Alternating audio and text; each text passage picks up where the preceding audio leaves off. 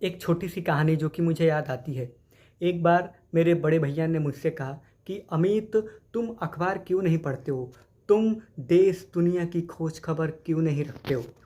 मैंने उनके कहने पर अखबार उठाया और जैसे ही मैंने दूसरे पन्ने को खोला, उस पर लिखा था कि 23 साल का एक युवक जो कि यूपीएससी की तैयारी कर रहा था और असफल होने के कारण उसने अपने जान को त्याग दिया। साथियों, तीसरे पन्ने को जब मैंने खोला तो उस पे लिखा था कि 4 साल से कोटा में रहकर आईआईटी की तैयारी कर रहे 16 साल के 6 बच्चों ने फंदे पर लटक करके अपने जान को दे दिया।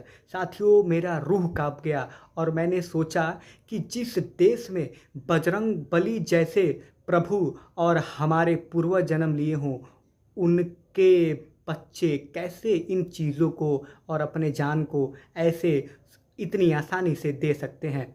तब मैंने एक छोटी सी कविता लिखी।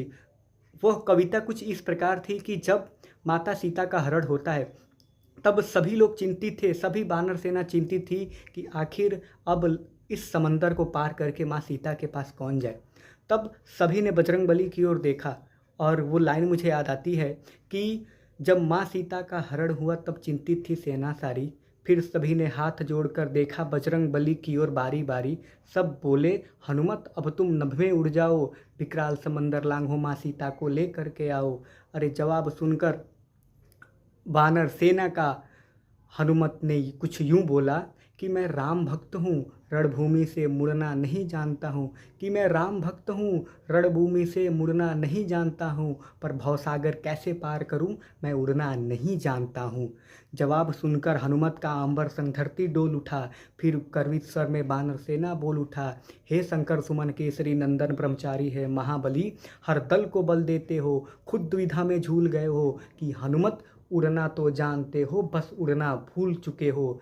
और बस यह बात अमित हमेशा इन युवकों को बताता है, अपने देश के युवाओं को बताता है कि तुम भी ऊंचा उड़ सकते हो। ये बात बताने आया हूँ कि जिस पर सदियां नाच करेगी वो अद्भुत किरदार हो तुम, और भारत माता के शेरों, इस दुनिया के सरदार हो तुम। तो देश के युवाओं, देश के ऊपर तुम्हारे पूरे परिवार की जिम्मेदारी तुम्हारे ऊपर है। तो अपने पे भरोसा रखो, अपने माता पिता के आशीर्वाद, खुद की सच्ची मेहनत, लगन और ऊपर वाले के आशीर्वाद के साथ कर दिखाओ कुछ ऐसा कि दुनिया करना चाहे आपके जैसा।